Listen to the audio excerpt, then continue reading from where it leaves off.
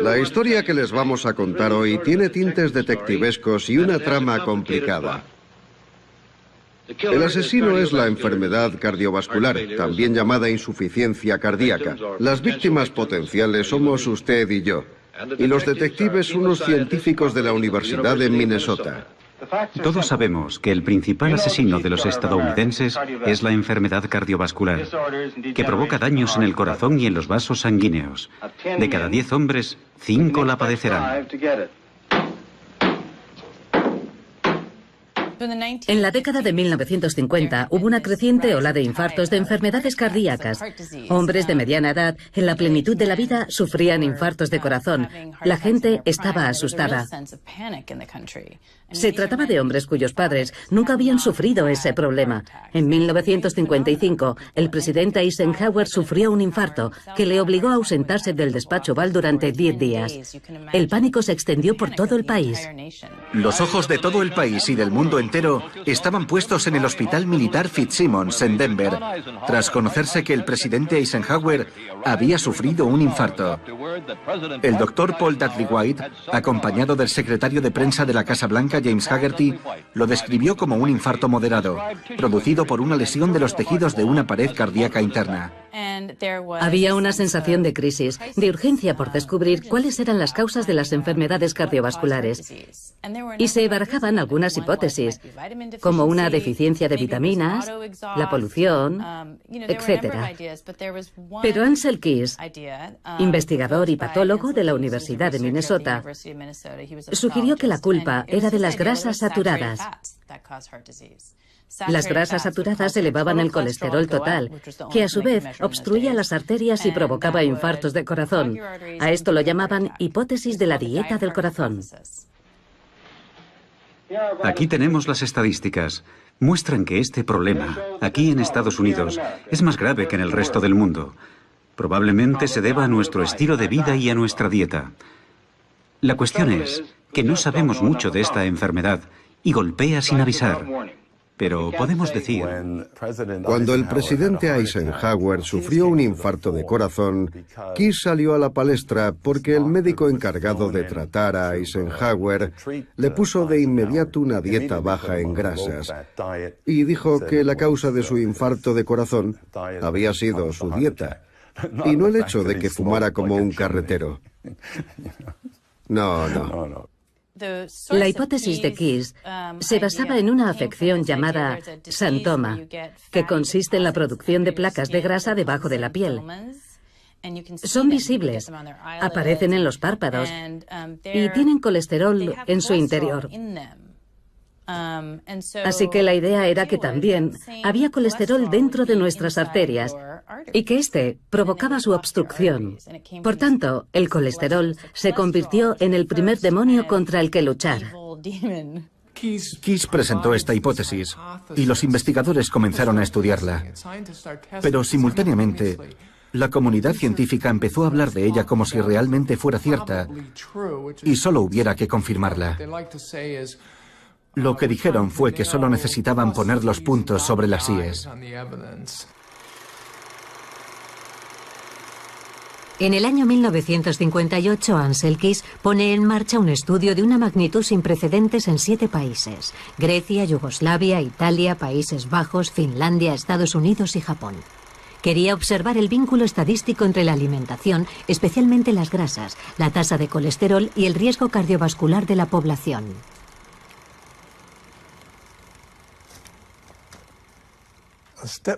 Aquí estábamos en un pueblo del centro de Serbia, donde los hombres nunca habían montado en bicicleta, así que tuvimos que utilizar unos escalones para hacer la prueba de fuerza.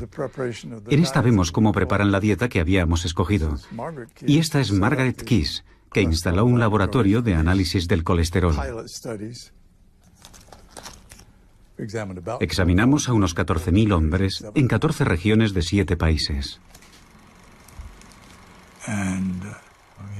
Hubo gente que nos llamó de Finlandia para decirnos que tenían la tasa más alta de infartos de corazón del mundo. Y también nos llamaron de Japón. Así fue como se escogió la lista de países. Una vez elegidas las variables a estudiar, Todo depende de la cooperación sobre el terreno y de la disposición de las comunidades.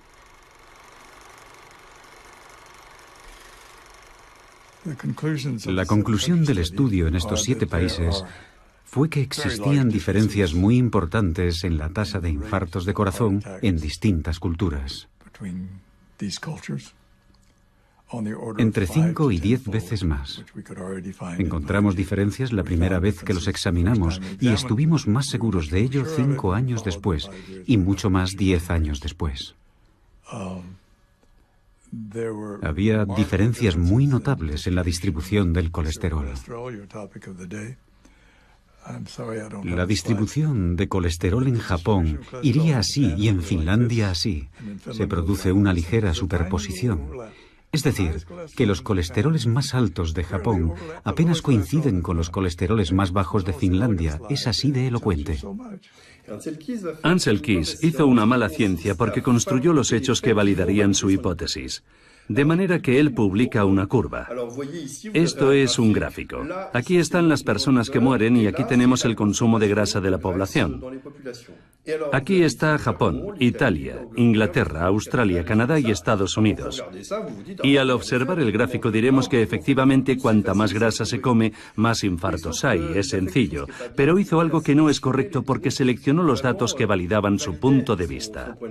De hecho, si nos fijamos, hay otros países. Aquí tenemos a Francia, que entonces tenía una tasa de infartos de nivel 1, y aquí está Finlandia, que tiene una tasa de infartos del nivel 7, y están en la misma línea de consumo de materias grasas. Así que hay algo que no cuadra en su hipótesis. ¿Cómo puede variar una tasa de infartos de 1 a 7 con el mismo consumo de materias grasas? Esto no confirma el vínculo directo entre el consumo de materia grasa y la tasa de infartos. Era necesario que fuera refutado y lo fue. Hubo 2 estadísticos que dijeron, esto no es posible. Ha seleccionado solamente los datos que encajan con su hipótesis. Esto no es buena ciencia. Así que publicaron una refutación a los trabajos de Keys. Él se lo tomó muy mal, reunió fondos y se embarcó en un nuevo estudio. En esta ocasión hizo ensayos de colesterol y publicó el estudio realizado en 7 países. Y esta vez sí encontró una correlación, un vínculo estadístico entre la tasa media de colesterol y la tasa de infartos en las diferentes poblaciones. Y de nuevo traza una línea recta entre los puntos que encajan bien con su teoría. El problema es que él hace una selección de países que se ajustan bien a su teoría. Por ejemplo, Francia. Francia fastidia a todo el mundo porque tenemos una tasa media de colesterol superior a la media, y sin embargo es el país con la menor cantidad de infartos del mundo, y él no la incluye. Por tanto, se siguen manipulando los datos. No intenta validar una hipótesis, intenta demostrar que esa hipótesis es buena manipulando la realidad. Y eso no está bien, ya que embarcará a los países occidentales en una guerra contra el colesterol, que no se fundamenta sobre una base sólida. Está dentro de la naturaleza humana ver lo que uno quiere ver y no querer ver todos los argumentos que hay en contra. Pero, por supuesto, los científicos han aprendido a luchar contra ese instinto natural, a desconfiar de sus propias ideas y a realizar pruebas rigurosas. En eso consiste el entrenamiento científico. Y si sucede de forma reiterada, es que ese no es el caso. Ansel Keys es el ejemplo más increíble de esto. Él dice, yo tengo razón, mientras usted no demuestre lo contrario. Hace 22 años, en nuestro país llevamos a cabo un programa que se marcó como objetivo descubrir cómo se desarrollaba y cuáles eran las causas de la enfermedad cardiovascular. Más de 5.000 personas fueron examinadas regularmente y ahora se está analizando a una segunda generación. En Estados Unidos hicieron algo muy inteligente. Escogieron a una comunidad llamada Framingham e hicieron un seguimiento a todos sus habitantes. Durante 30 años analizaron lo que comían y lo que hacían para encontrar vínculos entre la alimentación y los accidentes cardiovasculares con el fin de formular una hipótesis. El estudio de Framingham confirmó que el tabaco era una causa, que la hipertensión era una causa y que el sedentarismo era otra. Los investigadores quedaron muy decepcionados al constatar que no había relación entre el colesterol y las enfermedades cardiovasculares. Por cada miligramo por decilitro de colesterol sérico, en un periodo de 14 años, se produce un aumento del 11%, tanto en la tasa de mortalidad general como en la tasa de mortalidad cardiovascular. Por tanto, entre las personas en las que el colesterol había bajado en el transcurso de esos 30 años, había una tasa mayor de infartos que entre aquellas en que el colesterol se había mantenido estable o había aumentado. ¿Cómo afrontaron entonces los investigadores de Framingham estos decepcionantes resultados en lo que concierne al colesterol? El caso es que tuvieron suerte porque justo en ese momento en la biología médica se introdujo una nueva técnica que permitía separar diferentes fracciones de lipoproteínas, las que transportan el colesterol. Se identificó lo que llamamos el HDL y el LDL, que poseen densidades diferentes. Y tienen suerte porque constatan que el HDL, al que llamarán buen colesterol, se asocia a una disminución del riesgo cardiovascular. No es muy significativo, pero va bien. Y por otro lado, la otra fracción del colesterol, el LDL, es una lipoproteína, no es solo colesterol. Lo denominarían colesterol malo. Creemos que el colesterol malo forma parte de un sistema que se va depositando en las arterias, en el corazón y en el cerebro. Mientras que el colesterol bueno intenta llevarse todo eso, deshacer todo eso. Creemos que nuestro estado de salud es el resultado de esa batalla entre el colesterol bueno y el malo. El colesterol es una molécula importantísima para el cuerpo. La mayor parte la fabrica el hígado. Según los estudios, entre el 70 y el 80% del colesterol lo fabrica el hígado y el resto lo aportan los alimentos. Vamos a partir del hígado. El hígado produce el primer tipo de colesterol, que denominamos colesterol LDL. En realidad, el LDL es una lipoproteína, que es un conjunto de grasas y proteínas. Yo a esto lo llamo pequeño submarino, así que voy a dibujar un pequeño submarino. Así. Tenemos moléculas de colesterol en el exterior y también en el interior, que llamamos el cargamento. Y en el interior vamos a encontrar vitaminas y grasas. Las grasas forman los triglicéridos. Y luego tenemos las vitaminas, que son A, D, E, K, también con colesterol. Este pequeño submarino va a desplazarse a los órganos y se pegará a una célula. La célula emitirá una señal para indicar que tiene necesidad de que le den triglicéridos, colesterol y vitaminas liposolubles. A veces la célula tendrá demasiado colesterol, así que hará lo mismo. Indicará que tiene necesidad de deshacerse del exceso de colesterol y de componentes que están un poco dañados. Y entonces tendremos otro tipo de lipoproteína, que esta vez llamaremos HDL. Es el mismo tipo de submarino que se pegará a la célula y llevará al hígado, aquí voy a escribir hígado, llevará al hígado todos los componentes que la célula no necesita, porque están dañados o los tiene en exceso. Por eso atribuimos al HDL una función, entre comillas, de basurero, porque se llevará todo lo que la célula ya no necesita. Por tanto, se tiende a pensar que el HDL cumple una función limpiadora, mientras que lo que hace el LDL es ensuciar, porque proporciona cosas. Para mostrar hasta qué punto esta historia del buen colesterol y del mal colesterol es absurda, vamos a imaginar que esto es el hospital. Aquí ha ocurrido un accidente y la ambulancia que se dirige hacia el accidente vamos a decir que es mala, mientras que la que regresa al hospital diremos que es buena. Promis presenta a Tom y Jerry en Problemas con la mantequilla.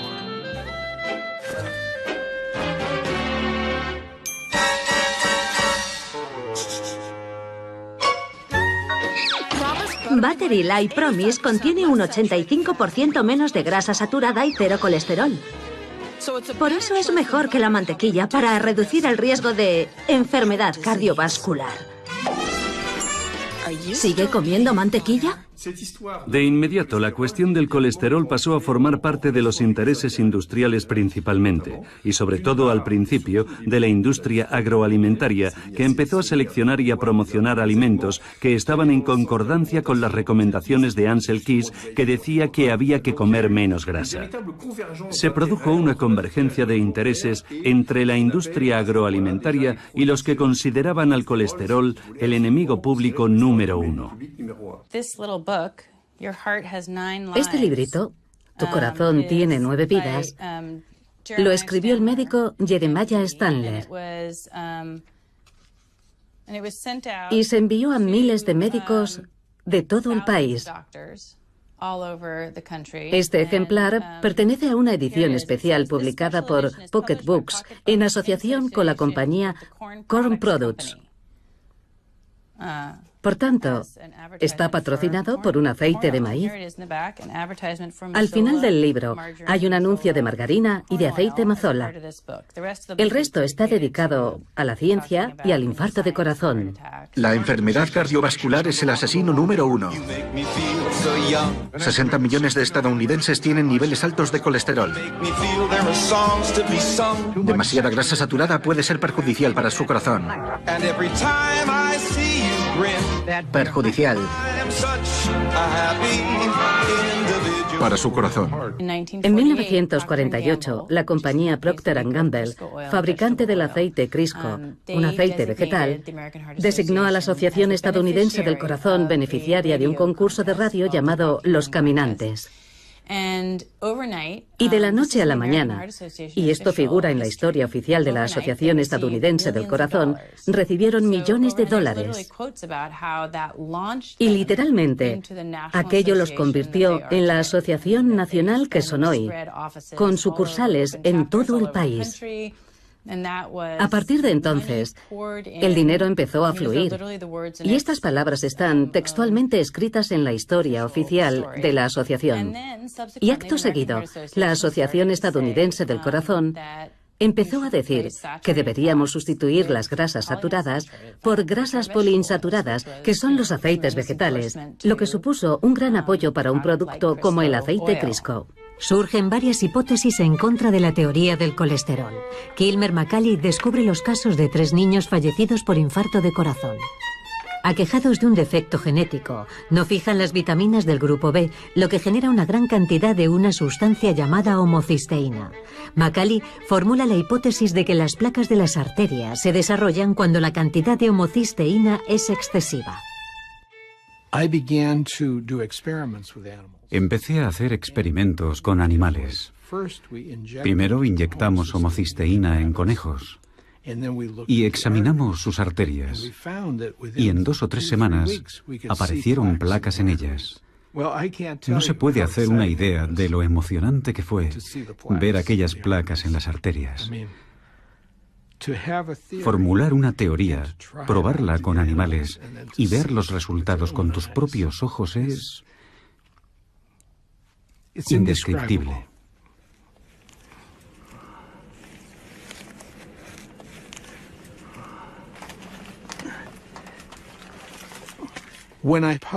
Cuando en 1969 publiqué mi primer artículo sobre estos niños y su enfermedad, para mi sorpresa, recibí más de 400 peticiones para reproducir mi artículo. Fui muy prudente. En mi artículo sostenía que los cambios provocados por la homocisteína intervenían en primer lugar y el colesterol era secundario. Y aquello no cuadraba con la teoría del colesterol.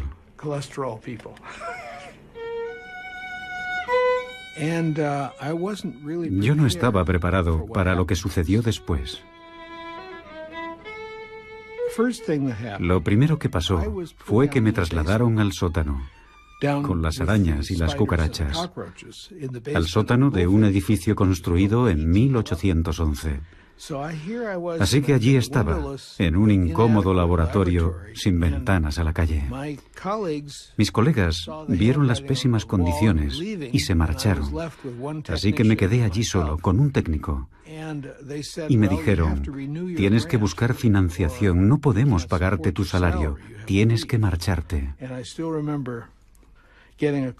Recuerdo que el director de Relaciones Públicas del Hospital de Massachusetts me llamó y me dijo que cerrara el pico y que en el futuro no quería volver a oír mi nombre asociado al hospital o a Harvard. Entonces le dije a mi mujer que si algo fallaba en mi teoría, si era absurda y no tenía ninguna consistencia, nadie le habría prestado atención.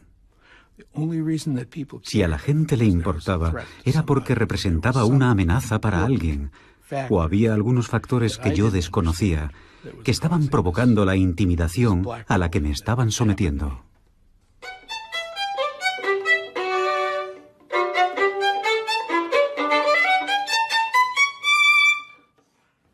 Esta noche en nuestra sección 3 hablamos de los infartos de corazón y sus causas. Los japoneses tienen una tasa baja de infartos de corazón. Su dieta contiene poca grasa animal o colesterol. Los estadounidenses sufren muchos más infartos de corazón y comen mucho más colesterol. Al comparar, muchos médicos consideraron que debíamos cambiar nuestros hábitos alimenticios. El doctor George Mann sostiene que la dieta no tiene nada que ver con las enfermedades cardiovasculares y apunta sus estudios con los masáis de Tanzania. Mann cree que en parte se debe a que los masáis hacen mucho ejercicio. La razón por la que no hay evidencias en lo que concierne al ejercicio es porque hemos utilizado nuestro dinero, nuestro tiempo y a nuestra gente insistiendo en la hipótesis de enfermedad, dieta, corazón. George Mann viajó a África y estudió a los guerreros masáis, que se alimentaban principalmente de la leche, la carne y la sangre de sus vacas. Era una dieta extremadamente rica en grasas saturadas y no padecían enfermedades cardíacas. Tenían un colesterol muy alto, pero no enfermedades cardíacas. Él se sentía muy decepcionado con estos descubrimientos. Pero a mí no me sorprendió en absoluto, porque yo ya había oído historias similares de otros investigadores.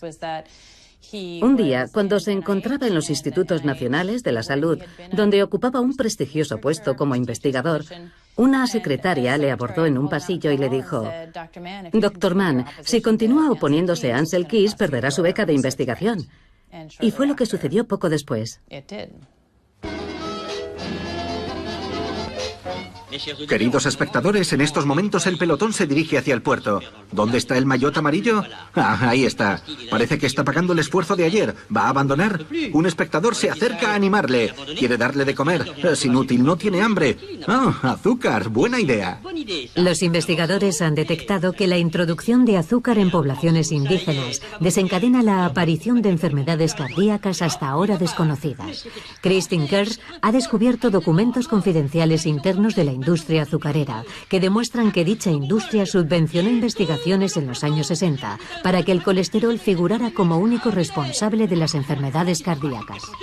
John Yadkin era un fisiólogo británico que se preocupó por la relación que había entre el consumo de azúcar y las enfermedades cardíacas. Y se convirtió en portavoz de quienes veían en el azúcar un riesgo cardiovascular. También se dedicó a captar la atención de los medios y del gran público sobre esta cuestión. En 1964, la industria azucarera comenzó a preocuparse seriamente por las pruebas que iban apareciendo y que vinculaban al azúcar con las enfermedades cardiovasculares. John Hickson, miembro de la Fundación para la Investigación del Azúcar, declaró que había una afluencia de informes de laboratorios que relacionaban el azúcar con las enfermedades cardíacas y era necesario preparar un plan de acción.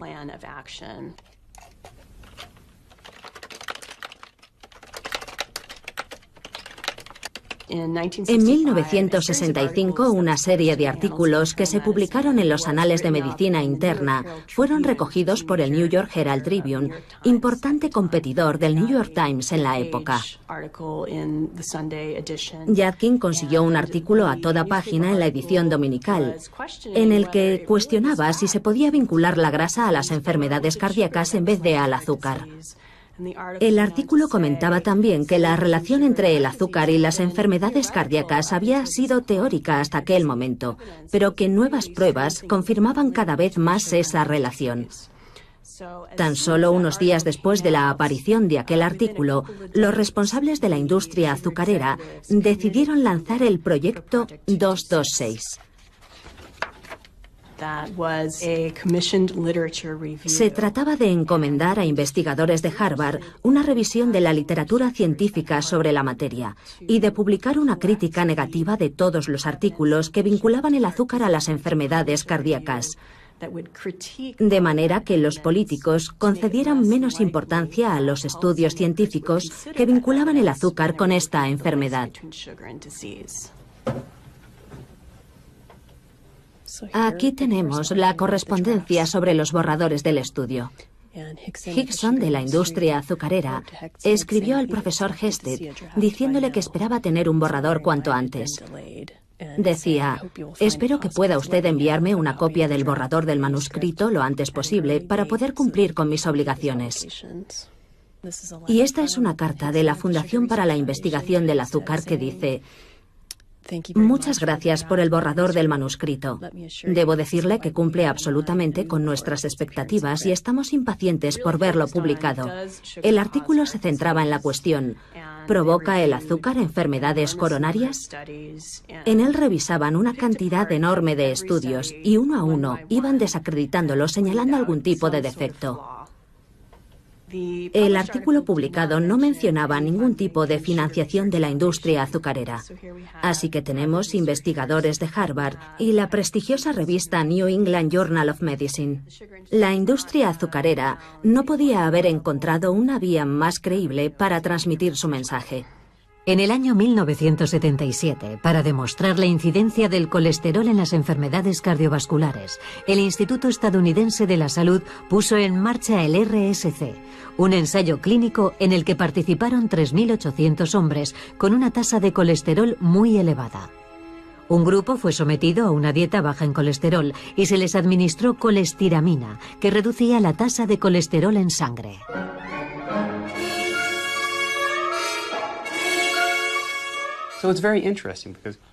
Es muy interesante. Se partía de una franja de edad formada por hombres de mediana edad. Y lo que se publicó más adelante basándose en dicho estudio fue una conclusión mucho más amplia, en la que se afirmaba que la reducción del colesterol sería beneficiosa para toda la población estadounidense en general, no solamente para el grupo en cuestión, sino para cualquier persona con una edad superior a 2 años. Estoy preocupada. ¿Por qué, cariño? Hace meses que no vienen cazadores. Es por tu nivel de colesterol. No quiero que te dé un infarto. Cariño, soy un pato. La herencia no lo es todo. Debes vigilar tu alimentación y no atiborrarte de alimentos llenos de grasas saturadas y colesterol. Vigila lo que comes como si tu vida dependiera de ello, porque es así. Programa Nacional de Educación sobre el Colesterol. Por un lado, tendría que haber una mayor detección del colesterol en las clínicas. Y por otro lado, se debería sensibilizar a la población estadounidense sobre la importancia de conocer sus niveles de colesterol. Un equipo de investigadores de Lyon ha descubierto que los habitantes de la costa mediterránea son menos propensos a sufrir infartos y se debe a su dieta a base de aceite de oliva y fibras. Fue un estudio realizado por el Dr. Lorgeril en 1999 con un enfoque muy original. Lorgeril pensó: ¿y si fuera era más complicado. En lugar de recomendar dietas para bajar el colesterol, enfocó el problema justo al revés y se dijo, ¿qué es lo que come la gente que no sufre infartos? E identificó el litoral mediterráneo como el lugar donde la incidencia de infartos era menor. Las personas menores de 75 años que viven en la cuenca del Mediterráneo sufren 8 veces menos infartos que los finlandeses y 4 veces menos que los escoceses. No es un 40% menos, sino 4 veces menos y 8 veces menos. Y al estudiar este fenómeno, descubrió que no se trataba de una dieta contra el colesterol, sino de otra forma de dieta. El aceite de oliva, prohibido en las dietas contra el colesterol, se utiliza mucho en los países mediterráneos, igual que el queso, normalmente prohibido porque contiene grasa animal, e incluso la charcutería. En España, Italia y el sur de Francia se consumen embutidos y a pesar de eso sufren menos infartos. Así que se dijo, en lugar de hacer dietas para reducir el colesterol, le diremos a un grupo de gente que siga una dieta tradicional y a otro grupo que haga una dieta mediterránea. Formó 2 grupos aleatorios y el resultado fue extraordinario. El grupo que siguió una dieta mediterránea sufrió un 50% menos de infartos que el otro, y eran personas en observación porque ya habían sufrido un infarto. Probablemente ha sido la aportación combinada de aceite de oliva, aceite de colza y de antioxidantes naturales proporcionados por la fruta, la verdura y el vino tinto lo que ha protegido a estos pacientes. En cualquier caso, hablamos de una reducción de riesgo de entre un 50 y un 70%. Pues bien, en la comunidad médica y científica se produjo una doble reacción. Por un lado, un grupo de gente dijo, fantástico, nosotros también lo pensábamos, pero ahora ya tenemos la demostración, está claro. Y además, multitud de estudios implementados en diferentes países confirmaron nuestros resultados. Y por otro lado, hubo un grupo de gente que no aceptó los resultados y sobre todo que no aceptaron la idea.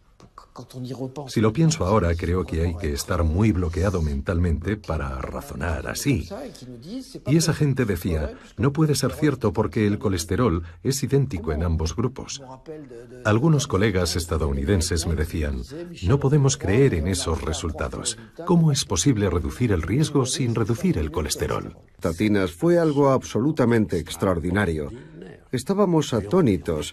De repente había una pastilla que podíamos recetar a las personas que habían sufrido un infarto y que además reducía la mortalidad, el riesgo de recaída, etc. Era fantástico. Las administramos desde el primer momento. En el ensayo WOSCOP participaron pacientes hipertensos, obesos y fumadores que tenían un riesgo muy elevado de sufrir infartos. Se les administró un fármaco llamado pravastatina, divididos en 2 grupos aleatorios. El primero tomaba pravastatina y el segundo un placebo. Y hubo una reducción del 30% de muerte cardiovascular. Era la primera vez que se obtenía un resultado claro y significativo. Y a la vez se realizó otro ensayo donde se administraba simvastatina bajo el nombre comercial de Zocor, y en el que participó gente que ya había sufrido un infarto. La mitad tomó el fármaco y la otra mitad un placebo. Y hubo un 30% menos de recurrencia de infarto en el grupo que tomaba la simvastatina en comparación con el otro, así que los colesterol escépticos nos quedamos desarmados por los resultados. Jaque mate. Yo mismo, en calidad de médico, lo prescribí, incluyendo a mi familia. Intelectualmente no fui capaz de poner en duda unos ensayos clínicos publicados en las principales revistas médicas internacionales. Me parecía inconcebible que los investigadores pudieran hacer trampas o equivocarse hasta el punto de engañar a toda la comunidad médica. Es lo que se llama revisión por pares. En principio, si se publica en una gran revista médica, ha sido comprobado por personas competentes, de modo que estamos obligados a creerlo. El 85% de los ensayos clínicos y hasta el 97% de los ensayos más importantes están patrocinados por laboratorios privados. Ahora bien, hemos calculado que hay 5 veces más posibilidades de encontrar un efecto positivo en un medicamento cuando el ensayo está financiado por un laboratorio privado, en comparación con un ensayo del mismo medicamento financiado por un instituto público. Es un aumento bastante considerable de las posibilidades. Tendemos a considerar que los estudios científicos son objetivos, pero cuando nos fijamos en cómo se estructura el sistema, nos damos cuenta de que las compañías privadas patrocinan los ensayos clínicos para promover la venta de sus fármacos. Y esas compañías son propietarias de toda la información científica. Igual que la receta de la Coca-Cola pertenece a la compañía Coca-Cola. Así que a pesar de las dudas sobre algunos ensayos que no llegaban a reproducir los resultados iniciales, el hecho de que el medicamento fuera tan eficaz tanto en personas que no tenían colesterol como en las que sí lo tenían, hizo que casi nadie se atreviera a oponerse o a plantearse serias dudas. El mercado de las estatinas ascendía a miles de millones de dólares, así que cualquiera que osase plantear alguna duda sobre ellas en un congreso médico tenía pocas posibilidades de ser invitado de nuevo. Era casi suicida criticar las estatinas y además tampoco había suficientes elementos científicos porque unos años antes se habían obtenido unos fantásticos resultados y nos enfrentábamos a un problema global. Se recetaban a todo el mundo, desde la chica que tomaba la píldora, que aumenta el colesterol, hasta la anciana con el colesterol un poco alto. Así que había barra libre de estatinas, para deleite de las sociedades científicas que tenían acuerdos con los laboratorios, para los médicos que pensaban que cumplían con su deber recetando eso a sus pacientes, y para los pacientes que las pedían porque les preocupaba su tasa de colesterol. Todo el mundo pedía que se incluyera el colesterol en sus análisis. No era fácil cuestionar la utilidad del medicamento. En 2004 estalla el escándalo alrededor de un fármaco antiinflamatorio llamado Vioxx, responsable de 30.000 muertes en Estados Unidos. La justicia dictaminó que el laboratorio conocía los efectos potencialmente mortales de su fármaco y lo ocultó deliberadamente. En plena década de 2000, nos dimos cuenta de que la industria farmacéutica y los investigadores que trabajan para ella nos mentían. Fue una sorpresa terrible. Sí, podían exagerar los efectos beneficiosos de los medicamentos y ocultar los tóxicos. Teníamos algunas dudas, pero entonces supimos que debíamos revisar los antiguos estudios. El segundo fenómeno que tuvo lugar es que las autoridades sanitarias impusieron nuevas regulaciones para los ensayos clínicos. Y la nueva regulación concernía a todos los estudios con estatinas publicados después del escándalo con el Vioxx, es decir, a partir de 2005, 2006 y hasta el momento actual. Entonces, nos dimos cuenta de que había problemas en los ensayos realizados antes de 2005-2006. Por un lado, fuimos conscientes de que nos podían engañar, y por otro lado, a partir de ese momento, todos los ensayos clínicos con estatinas dieron resultados negativos, es decir, no mostraban beneficios. Ni las dudas sobre los primeros estudios sobre las estatinas, ni la imposibilidad de reproducir los resultados positivos son capaces de frenar la obsesión por el colesterol. El dogma se impone. Cuanto menor sea la tasa de colesterol, mejor. Cuando me establecí como cardiólogo en 1985, la tasa normal estaba alrededor de 3 gramos por litro. Y desde entonces ha ido bajando paulatinamente. Ahora está por debajo de 2, situación que lógicamente hace que cada vez haya más personas que entran dentro de la horquilla de lo que llamamos colesterol alto. Luego se introdujo un segundo elemento, que era la necesidad de tratar a personas en grupos de alto riesgo. Ahora nos dicen que es posible que tengamos que reducir aún más el colesterol malo. Si su médico le dice que debería reducirlo, con Crestor y una dieta saludable puede bajar la tasa de colesterol malo hasta un 52%. En el año 2001, en la última revisión sobre las recomendaciones del colesterol en Estados Unidos, elaborada por un grupo de expertos, hemos sabido que 9 de los 14 expertos tenían vínculos financieros con la industria farmacéutica. Es un dato muy importante, porque en 2001 Casi se triplicó el número de estadounidenses a los que se recomendaba tomar estatinas. El número pasó de 13 a 36 millones, y la mayor parte de estos 23 millones que debían tomar estatina no padecían ninguna enfermedad cardiovascular. Se da una extraña paradoja. Me gustaría detenerme un momento a analizar los términos normal y patológico que solemos utilizar. Cuando algo es patológico, hay claramente una enfermedad. Es fácil cuando se trata de una patología como el cólera o la tuberculosis con sus lesiones características. Pero es más complicado cuando se trata de placas de grasa en el interior de los vasos sanguíneos de casi todas las personas mayores de 40 años. Algo importante que debemos saber de la arteriosclerosis, es decir, de las lesiones que se forman en las arterias, es que de hecho se trata de placas. Si dibujamos una arteria como un tubo, las placas se desarrollan de forma localizada en una arteria que es normal. En un determinado lugar aparece una estenosis, por regla general de forma asimétrica. Y en este angostamiento la sangre tiene dificultades para pasar a través de esa constricción que provoca la placa arteriosclerótica. Bien, si hacemos un corte en este sentido, así, aquí está la luz de la arteria, en este punto.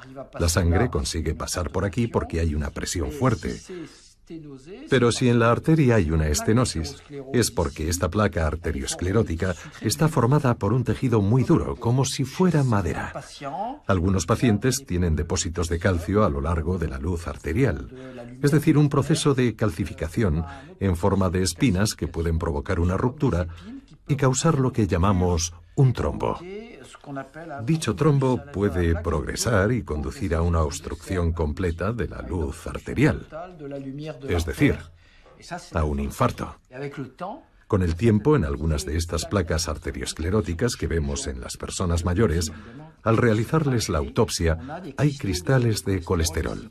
Paradójicamente, aunque estos depósitos de colesterol son la consecuencia de una degradación de la placa arteriosclerótica, algunos han querido convertirlo en la causa.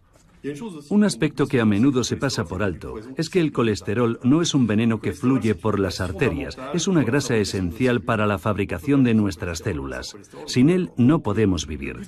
El objetivo no es reducir el colesterol como el que reduce el arsénico en la sangre, por así decirlo. Se trata de un producto, o más bien de una familia de productos que desempeñan funciones metabólicas muy valiosas, y cuando trastocamos algo para tratar de proteger el corazón, podemos alterar otras cadenas metabólicas, ya sea en el campo del cáncer, en enfermedades autoinmunes y en multitud de cosas. Y cada vez que lo hacemos existe el riesgo de reparar una cosa mientras estropeamos otra y encontrarnos con que hemos bajado la tasa de colesterol, pero hemos aumentado el riesgo de otras enfermedades.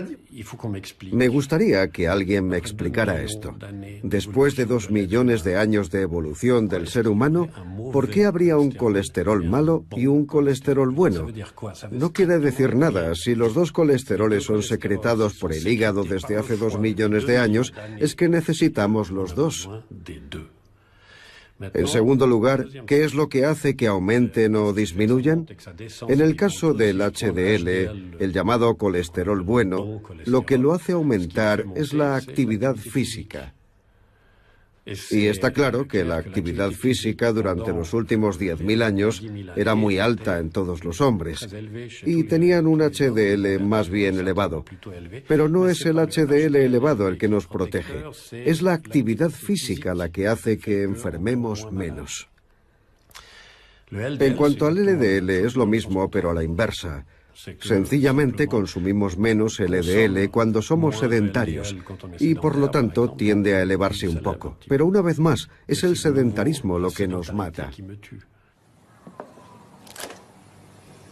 Ciertos alimentos son altos en grasas saturadas. Esta es la cantidad media de grasa saturada que una persona consume al mes. Si toma demasiadas, los depósitos de grasa pueden acumularse en sus arterias y podría padecer enfermedades cardiovasculares. Si la grasa saturada puede obstruir este conducto, imagine lo que hará en los suyos.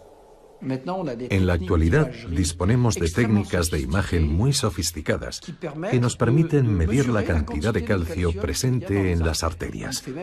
También está el score cálcico, que para algunos investigadores predice más eficazmente los accidentes cardiovasculares que el colesterol. Y a ver si adivinan cuáles son los factores asociados con un score de calcio elevado. En primer lugar, la diabetes. En segundo lugar, la insuficiencia renal o la tendencia a la insuficiencia renal. En tercer lugar, tener un colesterol bajo de forma espontánea. Y en cuarto lugar, tomar estatinas. Así que tenemos ante nuestros ojos, si se me permite decirlo, un hecho terrible para los defensores de las estatinas. ¿Cómo se puede decir que las estatinas reducen el riesgo cardiovascular? Algo que yo cuestiono, y al mismo tiempo aceptar la idea de que las estatinas aumentan el score cálcico, considerado por algunos como lo que mejor predice el riesgo cardiovascular. Ambas cosas son incompatibles.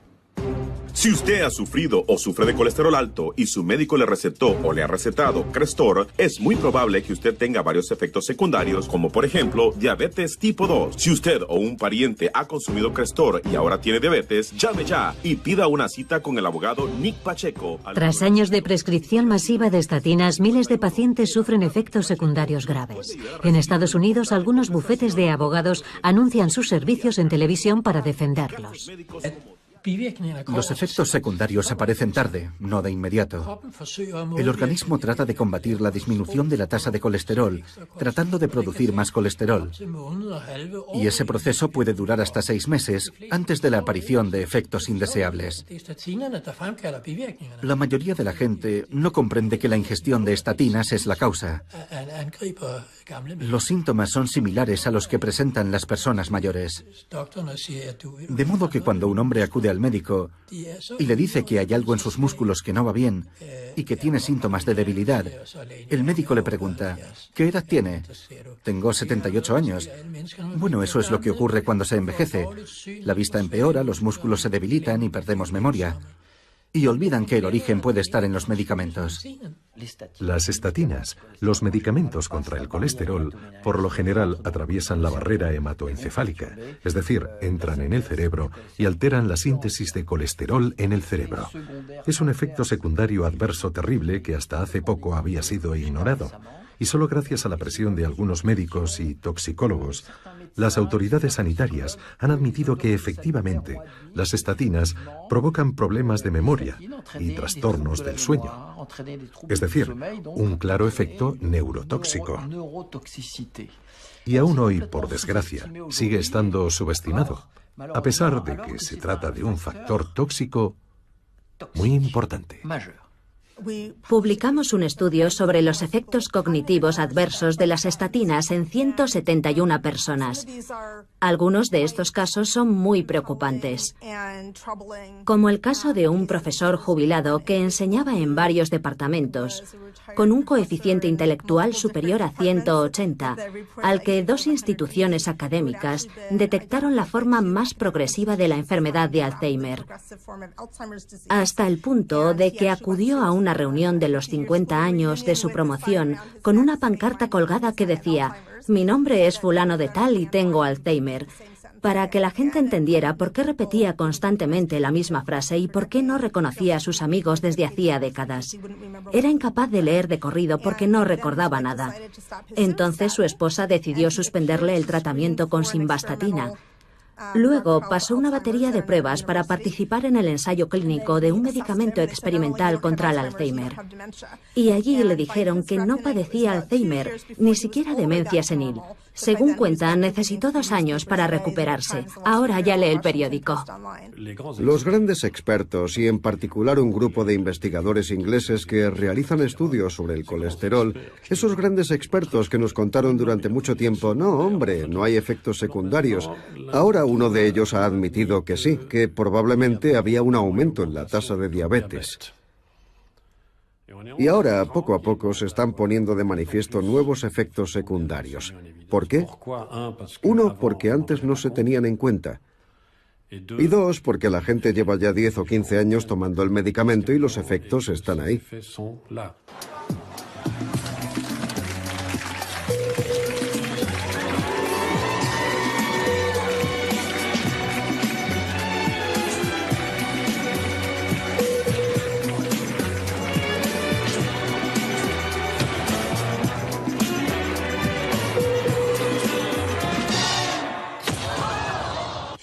En este gráfico, extraído de un artículo publicado en 2004 en el British Medical Journal, es decir, en un periódico bastante serio, en el eje horizontal tenemos los años y en el vertical la incidencia, es decir, el número de hospitalizaciones por infarto en Reino Unido en color rojo.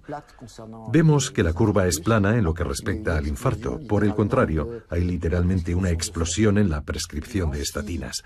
Obviamente, si las estatinas fueran eficaces en la prevención del infarto, habríamos visto una disminución en las hospitalizaciones por infarto. En otras palabras, la línea roja cruzaría la prescripción correcta de las estatinas, y no es eso lo que vemos. Una buena noticia para las personas con niveles altos de colesterol que toman estatinas, pero sus niveles de colesterol malo no bajan lo suficiente. Estos nuevos fármacos son diferentes. Un estudio muestra que pueden reducir el colesterol malo en estas personas un 60% adicional. Pero no son aptos para todo el mundo.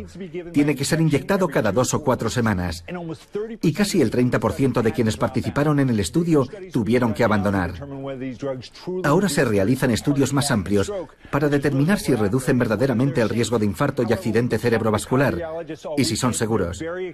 Se espera que la FDA se pronuncie sobre la solicitud de aprobación a finales de este año. Los que ahora quieren comercializar los nuevos medicamentos para reducir el colesterol son los que tienen el poder en sus manos. Son los que tienen medios financieros para imponer estos medicamentos y para prolongar esta teoría. Y también los contactos e influencias a nivel político, administrativo, etc. Y luego existe otro pequeño mundo que podríamos calificar de alternativo, que dice que no. La broma ha terminado y tenemos bastantes datos científicos para decir que no es verdad, y ese pequeño mundo es el que está ganando la batalla. En realidad es la disputa de siempre entre el punto de vista antiguo y el moderno siempre se acaba imponiendo. Solo hay que esperar a que se renueven las generaciones. Sin embargo, la batalla será muy dura.